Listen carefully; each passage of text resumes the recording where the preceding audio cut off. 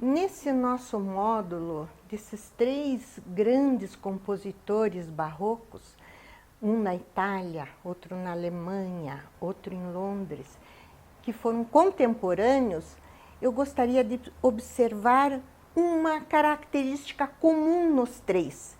Nessa época, o empregador do músico tinha uma autoridade plena em cima do seu músico, que era seu empregado, era seu funcionário. Eles não podiam fazer nada sem autorização do empregador, nem pedir demissão. Eles podiam ser demitidos de um dia para o outro, mas demissão não podiam pedir. Até para casar eles precisavam da autorização. Agora nós vamos ver esses três conduzirem a sua carreira com a sua visão pessoal, sem transgredir assim abertamente as regras da época de emprego, com uma inteligência que eles conseguiram fazer isso sem perder seus salários, que o medo era ficar sem o salário, sem o dinheiro, que a primeira coisa que o empregador fazia era isso. E depois havia disputa entre as cortes. Se um músico saía muito ruim, o empregador não deixava outros contratar. Era muito difícil e os três conseguiram essa independência. Nós vamos ver isso de forma mais forte, um pouco de anos depois, em Mozart, mas que sofreu muito. Eles tiveram sucesso. Então, Handel, com 17 anos, já não tinha seu pai, ele foi nomeado organista da Catedral de Halle. Ele já tinha uma posição muito importante. Mas ele sempre gostou do canto, da ópera. E ele resolveu ir para Hamburgo. Com 18 anos, ele foi para Hamburgo e foi contratado como violinista da orquestra do Teatro de Ópera de Hamburgo, Hamburgo era o maior centro operístico da Alemanha. Logo se destacou no violino de forma espetacular. Um dia o maestro não pôde aparecer, teve um imprevisto, ele espontaneamente ele era inesperado, assim, levantado impulsivamente subiu e regeu a orquestra de uma forma espetacular, que ele foi contratado para o cargo. Ele ficou ali uns 2 anos, uns 3 anos, depois ele pensou, vou para a Itália, porque a Itália é o centro da ópera. Ele queria ser um compositor de óperas. Foi para a Itália e lá ficou por 7 anos. Quando ele chegou na Itália, ele chegou primeiro em Roma. Roma, nós vamos lembrar da aula de Vivaldi, como na Itália, quando chegava a Quaresma, a igreja proibia as óperas, fechava os teatros de ópera. Mas em Roma era pior ainda. O Papa não suportava a ópera, ele achava que a ópera era imoral. Então, não deixava ter ópera em Roma, só oratório, que eram textos sacros, bíblicos, religiosos.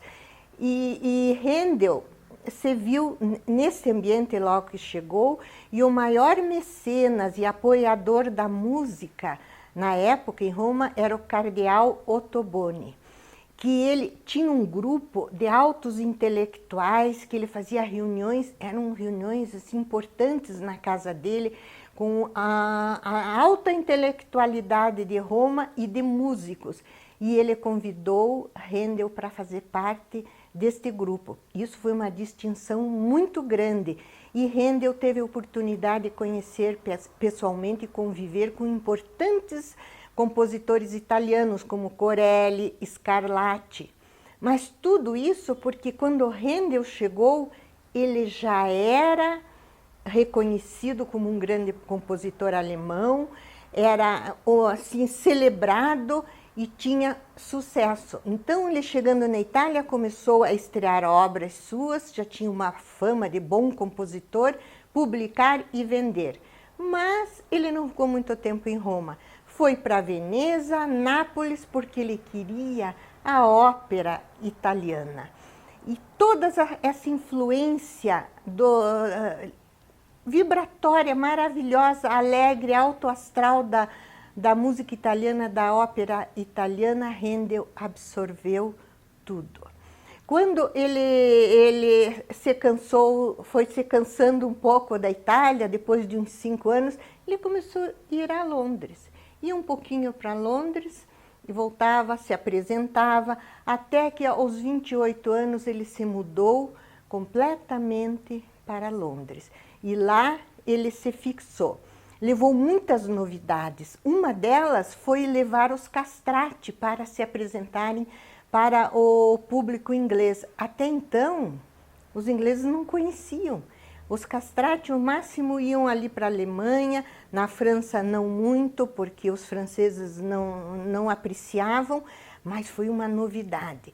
E então, Handel chegou já de início, como nós vimos a última obra que nós assistimos agora, ele já foi convidado para fazer essa homenagem à Rainha Anne, que inclusive morreu no mesmo ano que ele chegou e fez essa homenagem.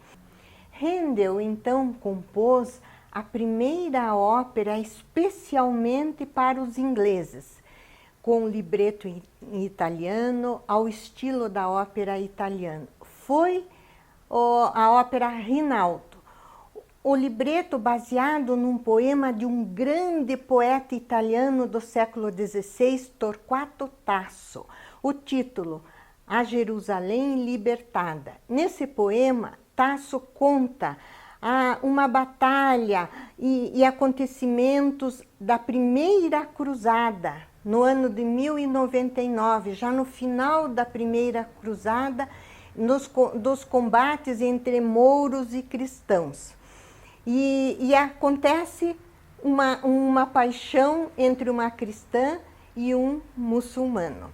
Mas a área que nós vamos ouvir, Lascia Chiopianga, que é uma das mais conhecidas do repertório barroco, apresentada em concertos, tem um texto muito lindo, porque Deixa-me chorar, essa a tradução do título desta área.